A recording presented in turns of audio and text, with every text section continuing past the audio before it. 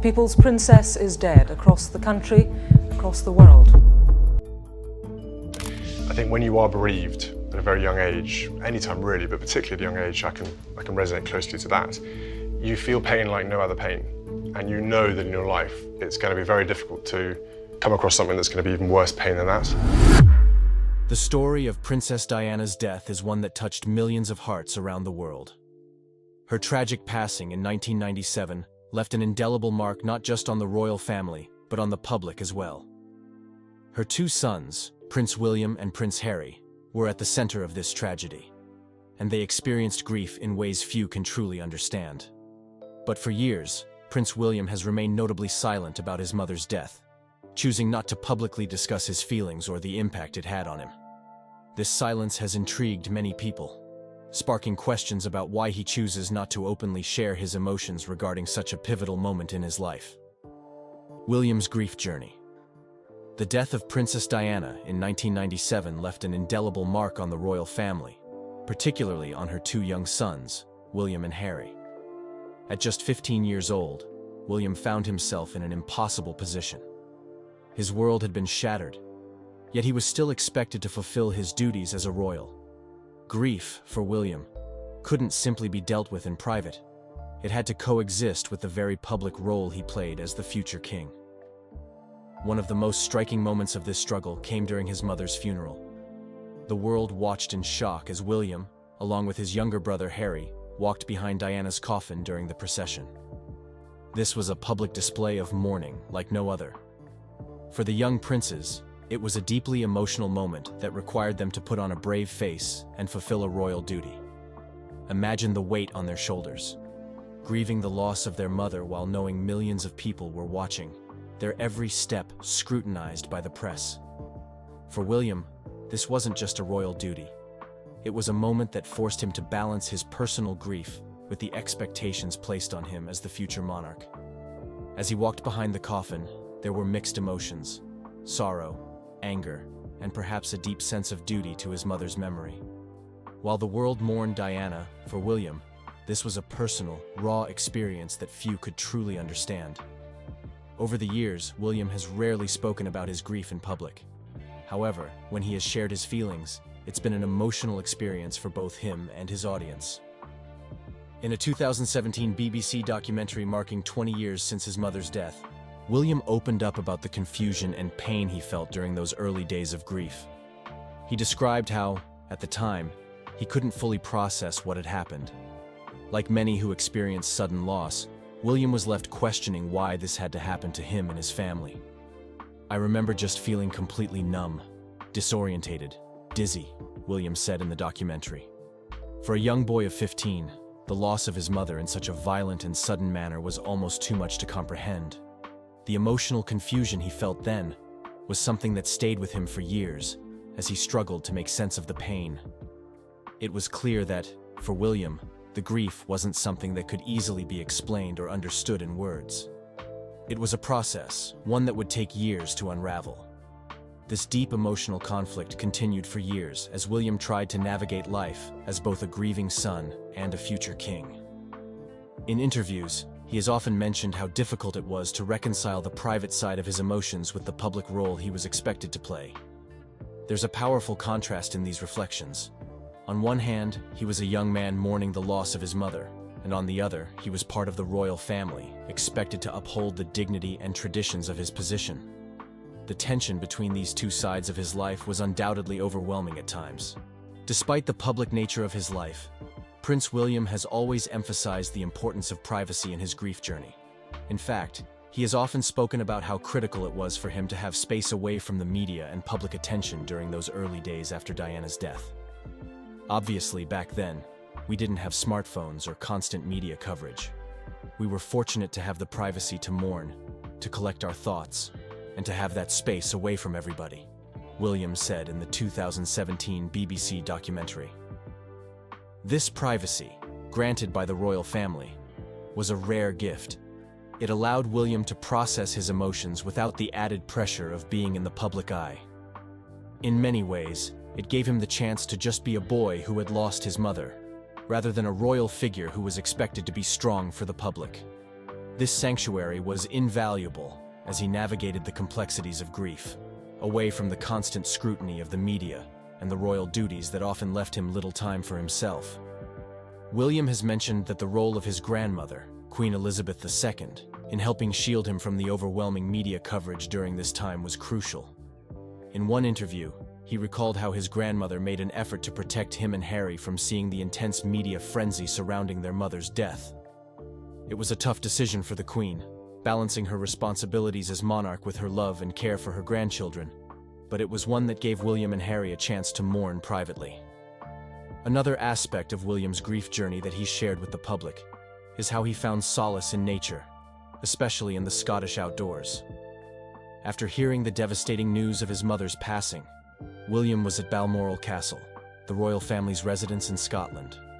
In a speech many years later, William spoke about how the Scottish countryside offered him a sense of peace and refuge during those dark days. The service at Crathie Kirk that very morning, and in the dark days that followed, I found comfort and solace in the Scottish outdoors, William reflected. The beauty of the Scottish landscape provided him with an emotional escape, a place where he could process his feelings in peace, away from the chaos of royal duties and the media frenzy. For William, the hills and forests of Scotland became more than just a backdrop for his grief. They became a sanctuary, a place where he could feel a little closer to his mother and a little further from the overwhelming sadness that clouded his life at the time. This connection to Scotland remains significant for William even today. As an adult, he continues to speak fondly of the country, acknowledging that it holds both some of his happiest memories and some of his saddest. It was in Scotland that he first met his wife, Kate Middleton, and it remains a place where he and his family retreat for both joy and reflection. But the bond that William feels to Scotland, especially in the wake of his mother's death, is undeniable. The outdoor spaces offered him a break from the demands of royal life and gave him a safe place to process his grief. Changing narrative. Over time. For most of Prince William's life, the public rarely heard him speak about the tragic death of his mother, Princess Diana. His reluctance to address such a personal and painful loss became one of the mysteries of his royal life. Why did the heir to the British throne, often seen as open and approachable, choose to stay quiet about the death of the woman who had shaped much of his early years? For years, this silence sparked much speculation and curiosity among royal watchers and the general public. What was really going on behind closed doors? In the years following Diana's tragic passing in 1997, William, then just 15 years old, seemed to bury his emotions. Like many people who experience such an overwhelming loss at a young age, he was left to grapple with grief in a deeply private way. The media, in particular, was eager for any hint of what the prince might say about his mother's death. But William, who was just stepping into the role of a young royal, had other priorities. His focus, understandably, was on dealing with his grief in private. In the early years, his silence could have been attributed to a combination of personal choice and the nature of the royal family's approach to public life. The royal family, historically, has not been known for openly discussing personal emotions or grief. The Windsors, often seen as the epitome of stoicism, maintained a strong sense of duty, which meant that personal suffering was rarely displayed for public consumption. For William, this cultural expectation likely added to the weight of his grief. How could he speak openly about his mother when there were so many royal duties to attend to, and so many eyes watching him? However, as time passed, something began to shift. It's important to understand that Prince William, like many others who experience intense grief, likely found that bottling up emotions and avoiding the topic of his mother's death was not sustainable in the long term. And while he may not have been ready to open up immediately after Diana's death, it was clear that the pain of losing her would not simply fade away. It wasn't until much later that William began to speak more openly about his loss, showing a vulnerability that, in many ways, marked a significant departure from the usual royal behavior. It's important to highlight how, over time, William began to understand that sharing his grief wasn't a sign of weakness, but a sign of strength. Slowly, but surely, he began to break his silence in public forums, making it clear that the boy who once kept his emotions hidden was now ready to talk about the pain he had carried for so many years. One of the most notable moments of this shift came when William joined his brother Harry in 2017 for a BBC documentary called Diana, 7 Days. This was a landmark moment because, for the first time, the two brothers were able to speak openly about their mother's death and the grief they had experienced in the years since. In the documentary, William admitted that he still struggled with the pain of her loss, revealing that even as an adult, the emotional scars remained. He also acknowledged how his mother's death had affected him in more profound ways than he had been able to express before. This was not the typical stoic royal response we were accustomed to seeing. It was raw, honest, and incredibly moving. But perhaps the most significant change in William's approach to discussing his grief came through his active involvement in mental health advocacy. In 2016, Prince William, along with his wife, Kate Middleton, and his brother Harry, launched the Heads Together campaign, a groundbreaking initiative aimed at promoting mental health awareness and encouraging open conversations about mental well-being. The campaign's core message was clear. It's okay to talk about your feelings, especially when you're going through tough times. For William, Heads Together represented more than just a charitable cause. It became an outlet for him to channel his own experiences of loss, grief, and mental health challenges into something positive. His decision to speak out about his own struggles, particularly his battle with grief after losing Diana, served as an inspiration to many. It also sent a powerful message to others who were silently suffering from their own mental health challenges. If the Duke of Cambridge, a member of the royal family, could talk about his emotions, then surely others could too. Through the Heads Together campaign, William made it clear that mental health was not a subject to be avoided or swept under the rug. He spoke about the importance of mental health care, particularly for men, who often feel societal pressure to hide their emotions and act tough. As part of the campaign, William, Harry, and Kate engaged in open discussions with mental health professionals and those who had personally experienced mental health challenges, offering both a platform for discussion and a sense of solidarity. William's personal involvement in Heads Together has undoubtedly helped shift the narrative around mental health within the royal family and beyond. He shared his experiences with the public, including how he had struggled with his emotions in the aftermath of Diana's death. He admitted that, for many years, he didn't allow himself to process his feelings properly. This, he explained, led to long periods of stress and anxiety, which is not uncommon for those who experience a deep and unresolved loss. In the years since, William has continued to be a vocal advocate for mental health, speaking candidly about the importance of dealing with grief in a healthy and constructive way. His openness about his own struggles has been a powerful example for others, especially for men who may feel societal pressure not to express vulnerability. By sharing his own grief journey, William has helped make the topic of mental health more approachable and less stigmatized, and in doing so, he has set an example for countless individuals who are navigating their own emotional challenges. William's evolving narrative, from silence to openness, has shown the world that it is okay to face difficult emotions and share them with others. He has gradually broken down the barriers that once kept him silent about his mother's death, showing that even someone in his position is not immune to the complexities of grief and loss. It is a journey that many can relate to, whether they are public figures or private individuals.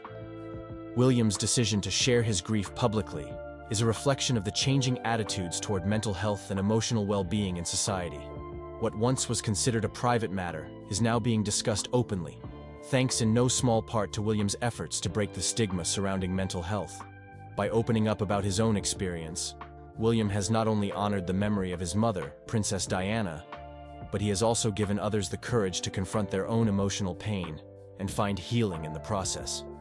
As we look to the future, William's ongoing work in mental health advocacy will undoubtedly continue to inspire others to share their stories and seek help when needed. Through his example, he has shown that while grief is a deeply personal journey, it's also a shared experience that connects us all.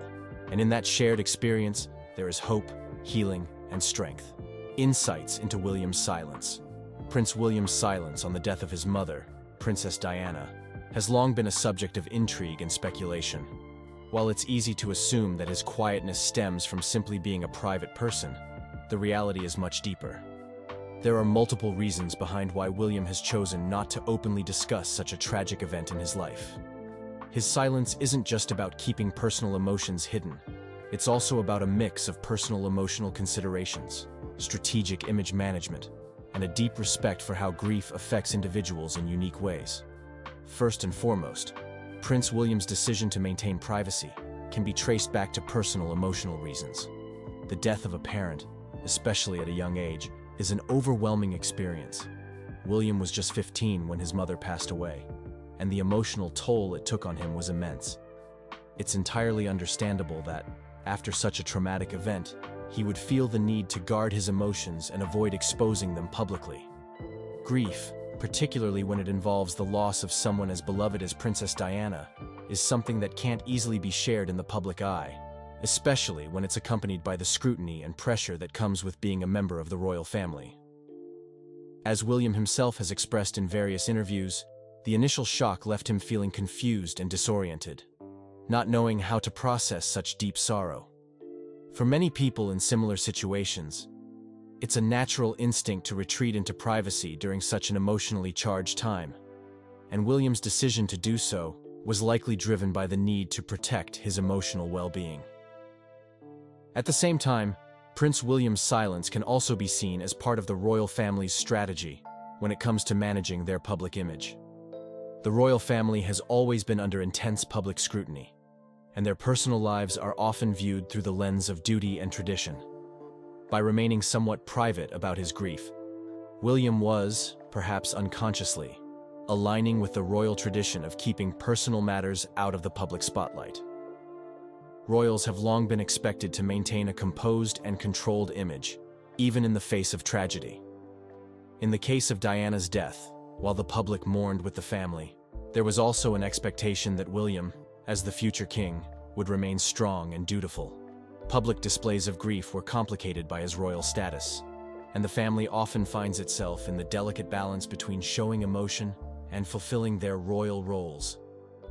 This sense of duty likely influenced William's decision to stay silent, at least publicly, as he navigated the immense personal loss while fulfilling his responsibilities. However, there is another layer to his silence: respect for the grieving process. Grief is not a one-size-fits-all experience. It affects people in different ways, and no two people cope with loss the same way.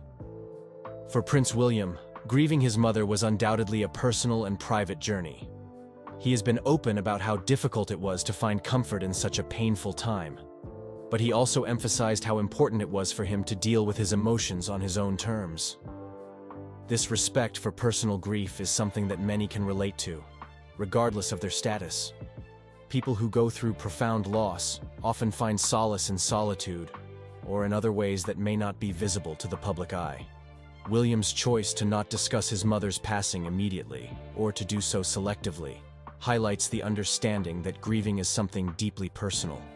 It's not something that can always be shared, especially when the world is watching. William's approach to grief, especially over the years, has been more about quietly honoring his mother's memory and legacy, rather than dwelling on the pain. He has started to speak about her death more openly in recent years, especially through his work with mental health initiatives like Heads Together. This shift has allowed him to frame his grief in a way that could help others who are struggling with loss, making it a way to connect rather than to publicly mourn. In doing so, he has gradually opened up about his emotions, but in a way that feels right for him, slowly and on his own terms. This speaks to a larger point about the royal family's evolving attitude toward mental health and emotions, with William becoming more of an advocate for others who may be grieving in silence, just as he did. The bottom line is that Prince William's silence about his mother's death should not be seen as indifference or avoidance. Instead, it reflects a complex mix of emotional protection, royal duty, and respect for the unique ways people grieve. It's a reminder that grief is not something that can always be shared in a public space. It's deeply personal and varies greatly from person to person. As time has passed, William and Harry would continue to carry the weight of their mother's death with them. For William, his grief was something he buried deep within himself for a long time. As a teenager, he felt the pressure to be strong and composed, both for his family and for the public. His duty as a future king meant that he couldn't afford to let his emotions take over. It was only much later, as an adult, that he began to open up more about his grief and the impact it had on him. The royal family's response to Diana's death was shaped by a complex mixture of personal grief and public duty. While the Queen's efforts to protect William and Harry were crucial during the early days, it was clear that there was no easy way for the young princes to process such a monumental loss. The experience of grief, especially for someone as young as William, is never linear.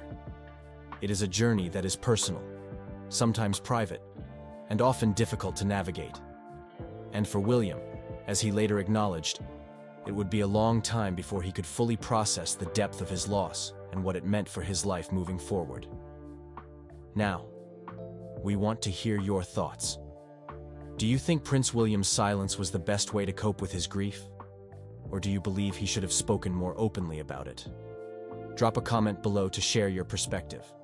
And if you enjoyed this video, don't forget to give it a thumbs up and share it with others who might find this story just as captivating. Be sure to subscribe to our channel so you never miss out on more royal insights. A historical perspective, which is slightly different, maybe more realistic. Now, the historical perspective, it just goes back a lot further. The British royal family thrives on tradition. Centuries-old customs, strict rules, and titles that carry deep meaning. But every now and then, something happens that takes everyone by surprise. Something that shakes the foundation of what we thought we knew. Princess Anne, a figure admired for her unwavering dedication and no-nonsense approach to duty, has always been a symbol of stability within the royal fold. Yet, her latest decision has left the world stunned. In a move no one could have predicted, Princess Anne gave up her royal title, one that she has carried with grace and pride for decades, and passed it on to young Princess Charlotte. This wasn't just a symbolic gesture. It was a decision rooted in strategy, legacy, and perhaps even love. What led Anne to step away from a title so deeply tied to her identity? And why was Charlotte chosen to inherit this honor, especially at such a young age? The historical context of the Princess Royal title. The title Princess Royal is one of the most prestigious within the British monarchy. It's not just a title, but a legacy that carries centuries of history, responsibility, and royal duty. First created in 1642 by King Charles I for his daughter, Princess Mary, the title was intended to be given to the eldest daughter of the reigning monarch. Over the years, it has evolved into a symbol of the royal family's commitment to duty, public service, and responsibility. However, it has never been a role to take lightly. Being granted the title of Princess Royal means assuming a public role that requires dedication to royal duties, charity work, and representing the monarchy on the world stage. It is a significant title not only because of its history, but also because of the weight of the responsibility that accompanies it. It's a position that links the royal family's past with its future, a symbol of continuity and stability. But as with all things in the monarchy, change is inevitable, and the passing of this title often signals deeper shifts within the royal family itself. Anne's long tenure and her role as a symbol of duty and sacrifice. One name immediately comes to mind when thinking of the Princess Royal title, Princess Anne. Since being appointed Princess Royal in 1987, Anne has made the role her own, taking it to new heights of dedication and service. For over 3 decades, Anne has been an unwavering symbol of duty, doing the hard work without ever seeking the spotlight. Her commitment to the royal family and the causes she cares about is unparalleled. From her tireless charity work to her numerous public engagements, Anne has embodied the role of Princess Royal in a way that has earned her the respect of the British public and around the world. Anne has never been one to shy away from a challenge, and over the years, her work ethic has been remarkable. She's often seen attending events and representing the royal family without ever making it about herself. Unlike other royals, who have occasionally stepped back from their duties or embraced more modern roles, Anne has remained steadfast in her commitment to public service, becoming one of the hardest-working members of the royal family. But now, the time has come for a change. Princess Anne, after her long tenure, is passing the baton of the Princess Royal title to a new generation. This shift, raises some critical questions. Why now? What does this mean for the future of the monarchy? And more importantly, why has the title been passed to a child? The decision to bestow the title on Charlotte. The decision to bestow the Princess Royal title on Princess Charlotte, who is only 9 years old, has sent shockwaves through the royal community. Why would the royal family choose to pass such a weighty title to a child, especially after Anne's long tenure? What does this mean for Charlotte herself, and how will it shape her future? For Charlotte, being given this title is a huge responsibility. The Princess Royal is expected to carry out a variety of royal duties, including public engagements, charitable endeavors, and representing the monarchy at official events. It is no small feat, especially for a young child. While Charlotte has already shown her natural charm and poise in public, the Princess Royal title will place her under even greater scrutiny as she grows older. But what could possibly be the reasoning behind this decision? Is it merely a continuation of tradition, or is there something more? It seems likely that the royal family is looking ahead, considering the future of the monarchy and the role of its younger generation. Charlotte may be young, but she represents the future of the royal family. By giving her the Princess Royal title, the monarchy is making a clear statement. The next generation is ready to step up, and Charlotte is at the forefront of that change. Strategic move in light of King Charles's health and the monarchy's future stability. The timing of this decision cannot be ignored. Light of King Charles's reported health issues, including concerns about his cancer diagnosis, the royal family's future stability is uncertain. With the question of the monarchy's longevity hanging in the air, the decision to elevate Charlotte to the role of Princess Royal could be part of a much larger strategy to secure the monarchy's future. There's a sense of urgency behind this move. King Charles, at the age of 75, may not have many more years to fulfill his royal duties. As his health becomes more uncertain, the need for a younger generation to step into leadership roles becomes even more pressing. By elevating Charlotte to this prestigious title, the royal family is not only ensuring that she is prepared for her future role, but also sending a message of continuity. The monarchy must evolve and adapt, and this change is a clear indication that the royal family is thinking ahead. Could it be that Charlotte's appointment is a way of ensuring a smooth transition when the time comes? After all, by the time she reaches adulthood, the monarchy will need a fresh face, a younger leader to help carry it forward. Charlotte could become the face of a new era, an era that blends tradition with modernity. This shift in titles may be more than just about the Princess Royal. It may signal a broader transformation within the royal family. Symbolism and tradition versus modernity. There's an undeniable tension between tradition and modernity at play here. On one hand, the Princess Royal title is steeped in centuries of royal history, and passing it down to Charlotte signals a commitment to maintaining the monarchy's long-held customs. On the other hand, Charlotte's youth symbolizes a dramatic departure from the old ways. Is the monarchy trying to hold on to its traditions while preparing for a new generation that is not bound by the old rules? This is the essence of the challenge facing the royal family: how to balance the weight of history with the demands of a rapidly changing world. The British monarchy is no longer just about tradition. It's about adaptability and relevance in the modern world. Charlotte's new role could very well be the symbol of this balance. She represents the future, a future where the monarchy must evolve if it is to remain connected to the people. Could it be that the royal family is betting on Charlotte to bridge the gap between the old and the new?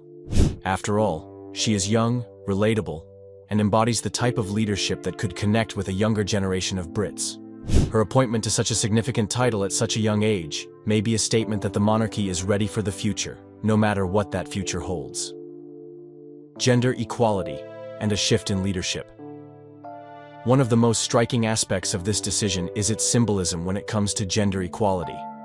In the past, the Princess Royal title was given to the eldest daughter of the monarch, but the heir to the throne was always male. Now, with Charlotte in line for the role, we are seeing the royal family embrace the shift toward gender equality within the monarchy. This is a stark contrast to the male preference primogeniture that once dominated royal succession. By appointing Charlotte to this prestigious role, the royal family is signaling a shift in leadership. It's no longer just about the sons of the monarch taking on roles of power. Charlotte's appointment speaks to a broader societal shift, where women are stepping into positions of influence and leadership at an equal level to men. This could be a sign that the monarchy is ready to embrace a more modern, equal approach to leadership. Could Charlotte's appointment as Princess Royal represent the royal family's commitment to gender equality? Is this the start of a more progressive monarchy? These are the questions that remain unanswered, but hint at a much deeper shift within the royal family. Charlotte may only be a child now, but the decisions made today could shape her future, and the monarchy's future, forever. The symbolic bridging of past traditions with a new generation. Charlotte's appointment is not just a passing of a title. It's a symbolic gesture that blends the monarchy's storied past with the future. Charlotte, at such a young age, represents the hope and potential of a new generation, one that is unafraid of carrying the weight of tradition, while also adapting to the needs of a modern world. As Charlotte grows into her role, she will have the opportunity to shape the monarchy in her own way, potentially bringing new energy and ideas to the table. Could she become the symbol of a royal family that embraces its history, but also recognizes the importance of evolving with the times? There's no question that the royal family is evolving, and Charlotte's new title is just the beginning of that transformation. Is Charlotte the future of the monarchy? Will she carry the weight of the Princess Royal title into a new era, one that blends tradition with modernity? Only time will tell. But one thing is certain: the monarchy is changing, and Charlotte may very well be at the heart of that change. The role of Charlotte in the line of succession. Princess Charlotte is now firmly secured as the fourth in line to the British throne, a position that has dramatically reshaped the expectations for her future. Her standing in line has been significantly impacted by a key legal change that took place in 2013, the end of male preference primogeniture. Before this law change, the firstborn son would inherit the throne, regardless of any daughters born afterward. This meant that Charlotte's older brother, Prince George, would always have taken precedence over her in the succession. However, the 2013 law, known as the Succession to the Crown Act, made a groundbreaking shift. Now, the firstborn child, whether male or female, has the same claim to the throne. This means Charlotte's spot as the fourth in line is secure. And it's not just her royal blood that makes this important. It's the very message this law sends about gender equality. Why is this such a monumental moment? The 2013 reform wasn't just a technical change. It was a giant leap for gender equality within the monarchy. Charlotte's position in the line of succession highlights how far the institution has come in adapting to the times. The royal family, once stuck in centuries-old traditions, now stands as a symbol of how things can change. Charlotte is a living testament to this shift, and her place in history as one of the future monarchs embodies the royal family's willingness to embrace change. But let's not forget that Charlotte's role is not just about the throne. It's about how she will be raised and prepared for such a momentous role. Growing up as a royal means balancing the incredible weight of duty with the challenges of a childhood that the public will scrutinize at every turn. How will she manage? Charlotte is still young, only 9 years old, yet the expectations for her future are already higher than most could fathom. The royal family, especially her parents, Prince William and Kate Middleton, have made it clear that their children will be raised with a sense of normalcy. Despite their position in the spotlight, they are determined to give Charlotte as much of a normal childhood as possible. It's a delicate balance. She will play with her siblings, go to school, and experience the joys of childhood, but all of it will unfold under the watchful eye of the world. Will she be able to carry this heavy legacy with the same grace and poise her family expects? It's a challenge no child should have to face, yet it's the reality for young Charlotte. As she matures, the expectations placed on her will grow too. Her public profile will continue to evolve, with every appearance, every gesture analyzed by millions. But she won't just be seen as an ordinary royal. Charlotte is a beacon of the monarchy's future. A future in which the legacy of her family will continue to unfold, and she will undoubtedly play a pivotal part. It's a monumental role, and the pressure is already starting to mount. Charlotte's potential impact and public perception. What does the world think of Charlotte right now? The public has already warmed to Princess Charlotte. From her early public appearances, she has captured hearts with her natural charm, confident demeanor, and, yes, her undeniable sass. Whether it's her cheeky wave at an event or her confident stride alongside her parents, Charlotte has become a favorite among royal watchers and everyday people alike. Can she keep up the charm as she grows? The reality is, as Charlotte matures, the public's expectations will intensify. Every look, every word will be under a microscope, and her actions will be dissected in the media and across social platforms. While her charisma and charm will undoubtedly remain key elements of her appeal, they will also be scrutinized more than ever. The pressure to be a perfect princess is overwhelming. As she grows older, Charlotte will face the constant challenge of balancing her royal duties with the demands of growing up.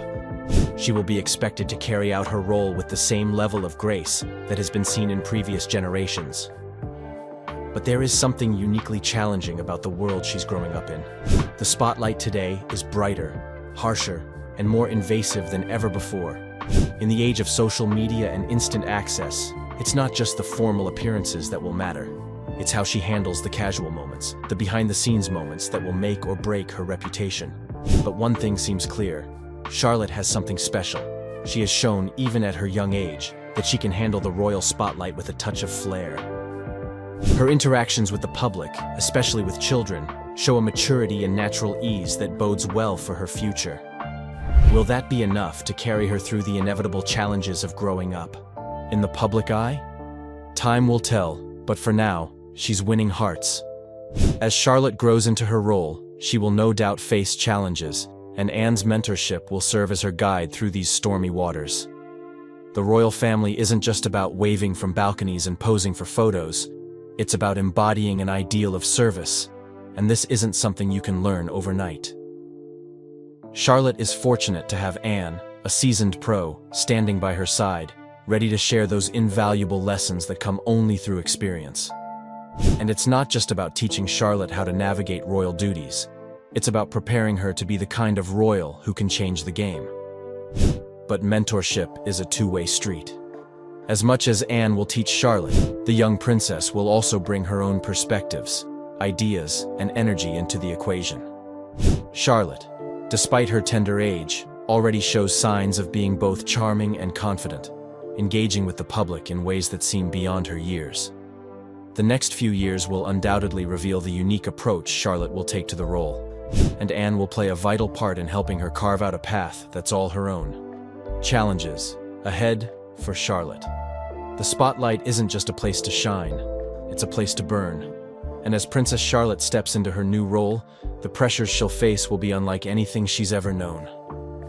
While the royal family has always been accustomed to intense public scrutiny, Charlotte's youth will make her an even bigger target. People will be watching her every move, analyzing her behavior, and waiting to see if she can truly carry the weight of royal expectations. But let's be real for a moment. Can a 9-year-old even handle the kind of pressure that comes with being the Princess Royal? The answer is complicated, but what's certain is that this is a challenge that Charlotte will have to navigate for the rest of her life. Charlotte's life, from this moment on, will never be normal. While her parents, Prince William and Catherine, have made efforts to give their children a relatively grounded upbringing, there's no escaping the fact that Charlotte is now at the center of royal duties and public life. She'll face an onslaught of media attention as she matures. Everything from her fashion choices to her social interactions will be under a magnifying glass. And then there's the whole issue of public opinion. One misstep could send social media into a frenzy. It's a kind of pressure that most children, and even adults, can't fathom. The stakes are high, and the world will be watching to see if she can live up to the legacy of those who came before her. But here's the twist. The very thing that might seem like an overwhelming burden could also work in Charlotte's favor. The world today is different. In the past, royals were largely viewed as distant figures, symbolic rather than active. But in today's world, there's a real demand for royal figures to engage with the public, champion causes, and be role models for a new generation. This is where Charlotte could redefine what it means to be royal. In the past, being royal was mostly about ceremonial duties and keeping traditions alive. But the world is changing. The royal family has been under increasing pressure to modernize, to show they're not just living in the past. Charlotte, with her youthful energy, could help redefine royal responsibilities for the modern age. Instead of being confined to just attending events and supporting established causes, she could use her platform to advocate for the issues that matter most to her generation: climate change, mental health, and social justice. She has the potential to be a voice for progress within the royal family, just as Anne was a voice for responsibility. However, let's not sugarcoat it. The challenges for Charlotte will be immense. How does a young girl balance the weight of royal duties with the desire for a private life, especially when it's practically impossible to escape the public eye? How will she handle the inevitable criticisms and unfair expectations? The pressure on her will be intense, and it will take time for her to find her balance. And here's where the real drama lies. Will she succeed, or will the weight of royal life be too much? The world is watching, and everyone has an opinion. But it's not just about handling the pressures. Charlotte will have the chance to carve out her own identity within the royal family. Unlike her siblings, who have their own distinct roles and responsibilities, Charlotte's position as Princess Royal allows her to become something different. She won't just be a figurehead, she'll be a force in her own right, perhaps even shaping the future of the monarchy as we know it. But as much as the potential for greatness is there, it's clear that Charlotte's journey will be filled with hurdles. The public will expect her to be perfect, and one wrong move could send her crashing down. But if anyone can rise to the occasion, it's her. With the right guidance from Anne, her family, and the public's increasing openness to a more modern monarchy, Charlotte could prove to be the next generation's most transformative royal. And perhaps that's the biggest challenge of all, to be both a symbol of tradition and a beacon of change. But if Charlotte is ready for the task, she will redefine what it means to be a royal in today's world, proving that the monarchy can evolve while staying true to its roots. The crown, it seems, may be in good hands after all. The royal family has always been full of surprises, but Princess Anne's decision to pass her title to Princess Charlotte marks a turning point that few could have predicted. It raises questions about the future of the monarchy and the roles the younger generation will play in shaping its legacy. Was this a move to modernize the royal family, or is there a deeper, personal story behind it? What do you think this decision means for the royal family? Could Princess Charlotte's new role signal a shift in tradition, or is it simply a nod to the future? Let us know your thoughts in the comments below, and don't forget to like this video, subscribe to the channel for more royal updates, and hit the notification bell so you never miss a story that's changing history.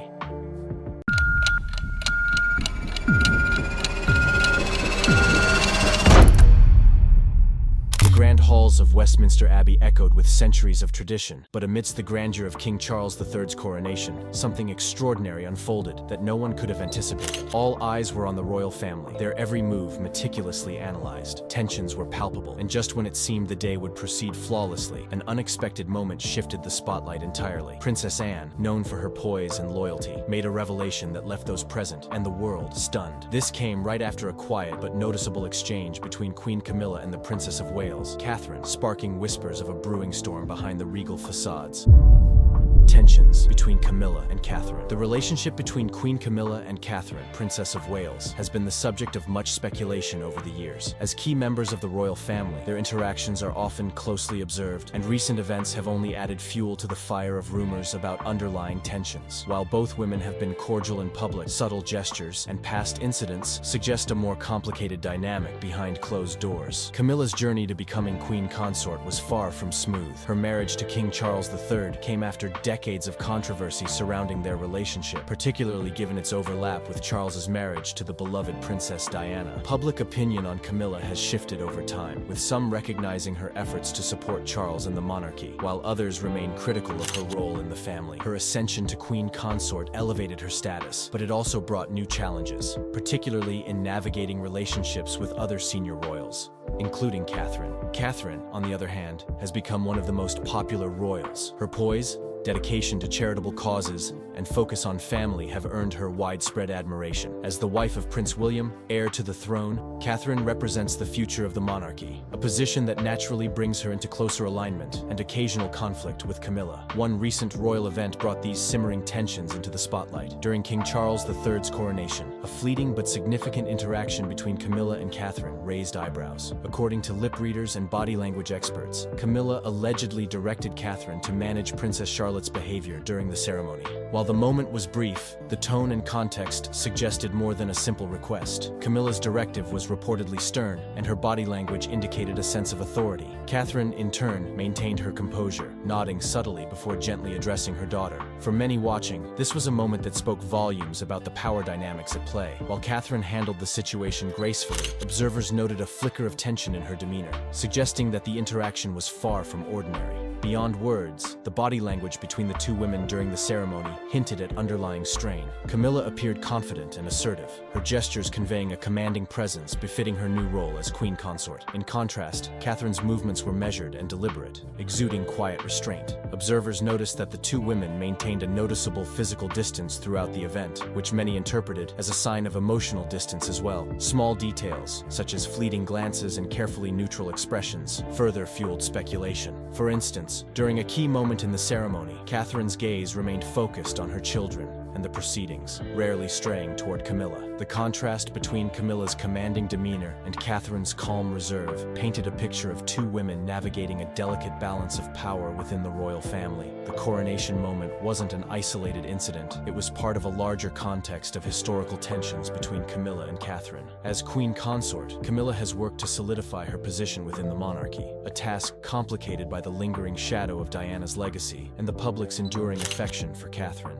Over the years, subtle signs of friction have emerged, including reports of disagreements over royal duties and differences in approach to family matters. Catherine's style as a modern royal, emphasizing emotional connection and relatability, sometimes contrasts with Camilla's more traditional approach. This difference was highlighted during preparations for the coronation, where reports suggested that Camilla's desire to include her own family prominently in the ceremony caused frustration for Catherine and Prince William. For Catherine, ensuring the focus remained on the future of the monarchy, namely her children, was a priority, and any perceived sidelining could have exacerbated existing tensions. While the monarchy thrives on the image of unity, moments like these reveal the complexities of relationships within the family. Both Camilla and Catherine are navigating roles that come with immense scrutiny and pressure. For Camilla, asserting her authority as queen consort is a natural part of her position, but it's a process that can sometimes clash with Catherine's growing prominence as the mother of a future king. Ultimately, their interactions, whether during high-profile events like the coronation or behind closed doors, reflect the balancing act required to maintain harmony within a centuries-old institution. These moments, however fleeting, offer a glimpse into the human side of the royal family and remind us that even within the grandeur of monarchy, relationships are rarely without their challenges. Charlotte's poised defiance. In the grandeur of King Charles III's coronation, amidst the regal robes, gilded crowns, and solemn hymns echoing in Westminster Abbey, it wasn't just the monarch who made history. Princess Charlotte, the young daughter of Prince William and Catherine, the Princess of Wales, quietly stole the show with her calm yet decisive actions. Though she is only 8 years old, Charlotte demonstrated a composure and awareness that belied her age. Her poised defiance during the day subtly but significantly reframed the public's perception of her role in the royal family. The first hint of Charlotte's inner strength came during an interaction that could have easily been overlooked in the vastness of the ceremony.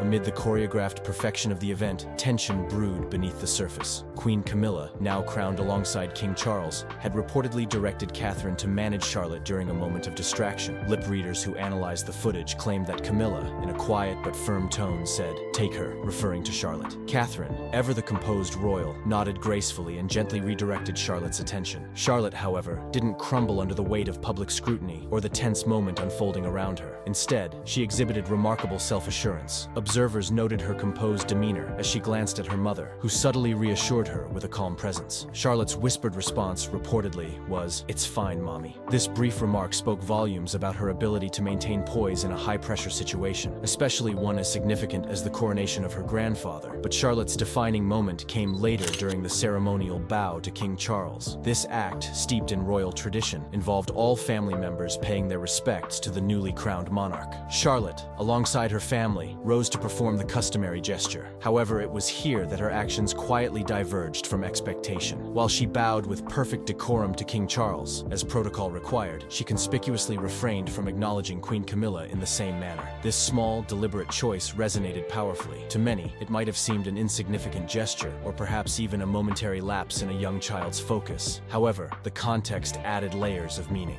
In the wake of Camilla's earlier scolding of her mother, Charlotte's refusal to bow was perceived as a subtle yet pointed statement. According to some lip readers, Charlotte had softly told her mother just before the bow, "I'll do it, but not for her." These words, though quiet, carried a weight that rippled throughout the abbey and beyond. Charlotte's actions, though understated, struck a chord with both the attendees and the millions watching around the world. They reflected a sense of awareness and quiet defiance that is rarely associated with someone of her age. Her refusal to bow wasn't an act of rebellion, but rather an assertion of her own dignity and a quiet defense of her mother. This was no tantrum or childish outburst. It was a poised expression of self-assurance wrapped in the subtlety of royal decorum. The symbolism of Charlotte's actions did not go unnoticed. In a family known for its rigid adherence to tradition and hierarchy, her quiet defiance felt almost revolutionary. It signaled a new generation of royals, who are being raised to balance the weight of their roles with individuality and personal integrity. Charlotte, though second in line to her brother Prince George, has already shown she is carving out a unique place for herself within the royal framework. Observers and commentators were quick to praise the young princess's maturity. A royal historian remarked, "For someone her age to act with such calm precision, especially under the public eye, is extraordinary." Another royal correspondent noted that Charlotte's actions demonstrated an understanding of her role and a willingness to stand firm, even in challenging circumstances. Comparisons were even drawn to her grandmother, the late Princess Diana, who was known for her blend of grace and quiet strength in the face of adversity. For her parents, this moment undoubtedly reinforced the values they've instilled in their children. William and Catherine have long been praised for raising their children with a focus on kindness, integrity, and emotional intelligence. They are known for encouraging open communication and teaching their children to express themselves within the boundaries of royal duty. Charlotte's actions seem to reflect this upbringing, balancing respect for tradition with a sense of individuality. The incident also brought renewed attention to the dynamics within the royal family. While much of the day was focused on celebrating King Charles's ascent to the throne, Charlotte's poised defiance became a significant talking point. It shed light on the nuanced relationships between senior royals, particularly Catherine and Camilla, and the broader challenges of navigating authority and respect within the family. For Queen Camilla, the moment may have been a humbling reminder that respect cannot be commanded by title alone. While her rise to queen consort has been marked by public and private challenges, this interaction highlighted the delicate balance she must navigate within the family. Charlotte's quiet defiance seemed to underscore a broader truth about the monarchy, that even its youngest members are not passive participants, but active figures shaping its future. As the day drew to a close, it was clear that Charlotte's poised actions had left an indelible mark on the coronation's legacy. Footage of the moment spread rapidly, with commentators and social media users alike dissecting every detail. For many, Charlotte's behavior was a sign of the times, a reflection of how the younger generation is navigating the complexities of modern monarchy. The fallout from the coronation incident. The coronation was supposed to be a flawless showcase of royal tradition, but the unexpected moment of tension was impossible to ignore. Camilla, queen consort, appeared visibly unsettled after what many interpreted as a small yet significant act of defiance from Princess Charlotte. While the specifics of the exchange are a matter of speculation, observers noted a marked change in Camilla's demeanor after the incident. Her previously assured posture seemed less confident, and her smile grew more strained as the ceremony progressed. It was a rare glimpse of vulnerability from someone who has worked for decades to establish her place in the royal family. Catherine, Princess of Wales, on the other hand, handled the situation with her characteristic composure. As a mother, her first priority seemed to be reassuring Charlotte, subtly communicating calm through her body language. Catherine's ability to diffuse tension without drawing unnecessary attention was a testament testament to her grace under pressure. Her dignified response not only protected her daughter's confidence, but also reinforced her image as a steady presence within the family, a quality that has made her increasingly admired by the public. Charlotte herself was the picture of poise. Despite being just 8 years old, she navigated the moment with remarkable maturity. Her composed demeanor under the watchful eyes of millions highlighted the kind of upbringing she has received, one focused on balancing royal expectations with individuality. Charlotte's calm, quiet confidence drew praise and attention, making her one of the day's unlikely standouts. The fallout from the incident extended far beyond the personal emotions of the day. It reignited long-standing conversations about Camilla's role in the royal family and the degree to which she has been accepted by both its members and the public. For decades, Camilla has been a polarizing figure, often seen in the shadow of Princess Diana's enduring legacy. While she has worked tirelessly to win public favor, the coronation made it clear that not all within the royal household regard her authority as absolute. Camilla's strained interactions with Catherine during the event served as a stark reminder of the delicate power dynamics at play. Catherine's ability to maintain her poise without yielding ground demonstrated the quiet strength she brings to her role. As the future queen, she is already emerging as a figure who commands respect, not through force but through dignity and stability. This contrast between Camilla's sometimes assertive approach and Catherine's calm demeanor has deepened public perceptions of the two women, positioning Catherine as a stabilizing force in the monarchy. The event also highlighted the generational shift underway within the royal family. Catherine and William's parenting style, which emphasizes emotional intelligence and open communication, was evident in how Charlotte handled herself. This approach, which is a marked departure from the more traditional and reserved methods of past generations, reflects the couple's effort to modernize the monarchy while maintaining its traditions. Charlotte's poise during the coronation was not just a personal triumph, but a signal of her potential future role within the royal framework. While her older brother, Prince George, is destined to inherit the throne, Charlotte's position as second in line carries its own unique weight. Her ability to navigate such a high-pressure moment suggests she is being prepared to play a significant role in supporting the monarchy's future, one that may challenge traditional notions of what it means to be a royal. For Camilla, the coronation was supposed to be the culmination of years of work to secure her place in the monarchy. Instead, the incident with Charlotte underscored the fragility of her position. While she has earned a degree of public acceptance, moments like this one serve as reminders that her journey to full integration within the royal family is ongoing. Camilla's interactions with other senior royals, particularly Catherine, have often been a subject of public fascination. Their relationship appears professional in public, but tensions have occasionally surfaced in subtle ways. The coronation provided one such moment, and the public's interpretation of it has not been favorable to Camilla.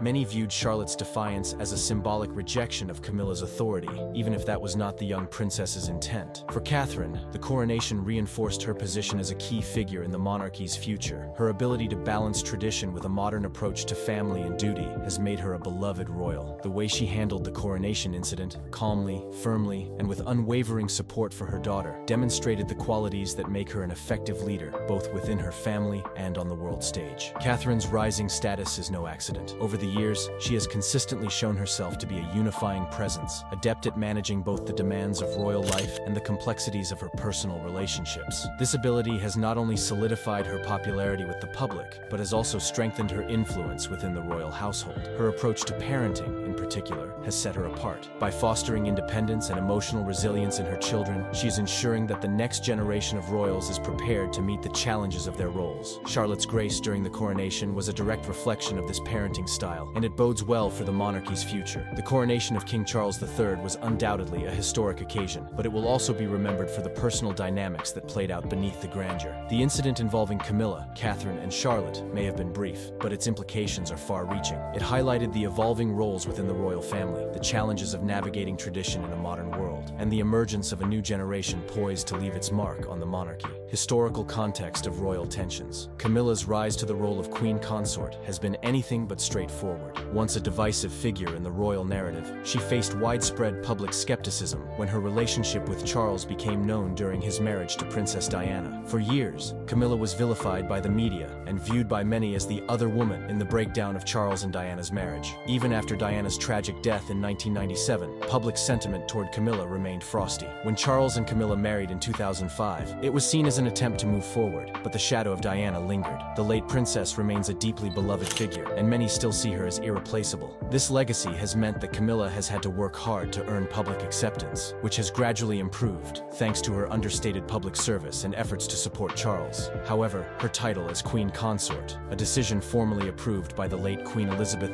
II, continues to spark debate among those who view her role with skepticism. The legacy of Diana, Princess of Wales, has loomed large over the royal family for decades. Diana was known for her warmth, compassion, and relatability, qualities that endeared her to millions worldwide. Her ability to connect with people, particularly through her charity work, set a new standard for the monarchy. For many, Diana represented a modern, human touch within a deeply traditional institution. Camilla, by contrast, has had a more reserved public persona. Comparisons to Diana are unavoidable and often unfavorable. While Camilla has gained respect in recent years, she has never matched Diana's level of adoration. This disparity has fueled ongoing skepticism about her role. Critics often question whether she embodies the values that Diana brought to the monarchy, and this scrutiny has shaped her interactions with both the public and other members of the royal family. Camilla's relationships with Prince William and Prince Harry have reportedly been fraught at times. Both princes were deeply affected by their parents' turbulent marriage and Diana's untimely death. As adults, William and Harry have maintained outwardly cordial relationships with Camilla, but insiders suggest that underlying tensions persist. William, as the future king, has a closer working relationship with Camilla, but it has been described as formal rather than familial. He is deeply protective of Diana's legacy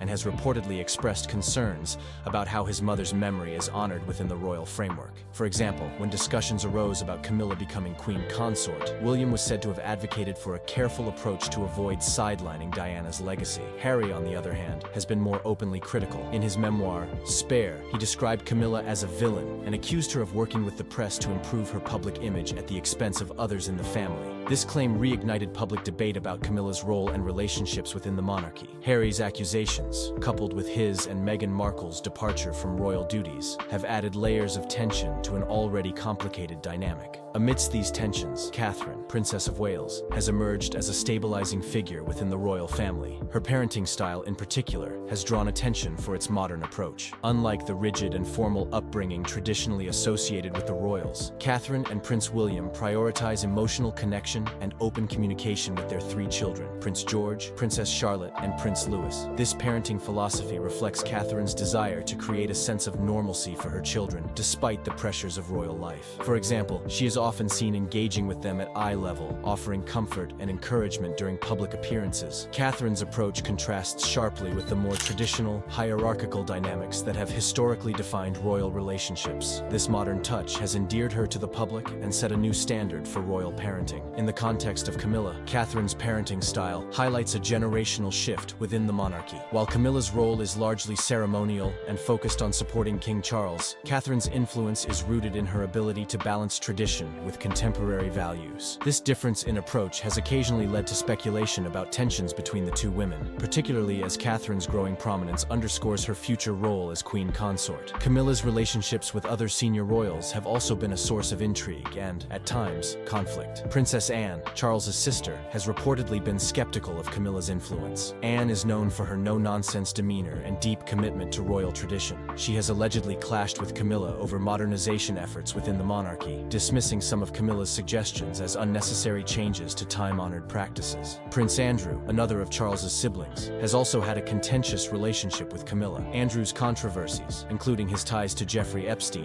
have made him a divisive figure within the family. Despite his own issues, Andrew has reportedly criticized Camilla's rise to prominence, viewing her as an outsider who undermines the monarchy's stability. This tension reflects broader divisions within the royal family about the direction of its leadership. Even within her stepfamily, Camilla's position is complex. As a step-grandmother to William and Catherine's children, she does not share the same level of closeness as their biological grandparents, such as Carol and Michael Middleton. This distance has shaped how she interacts with the younger generation, particularly in public settings. While efforts have been made to present a united front, moments of strain occasionally surface, revealing the underlying challenges of blending personal and professional roles within the royal family. As the coronation concluded, the day's events left behind more questions than answers, with ripples that would be felt long after the grand ceremony. The royal family, always under the world's gaze, once again proved that beneath the crowns and titles, they remain a family navigating their own complexities. Moments like these remind us why the monarchy continues to fascinate, steeped in tradition, yet never far from intrigue.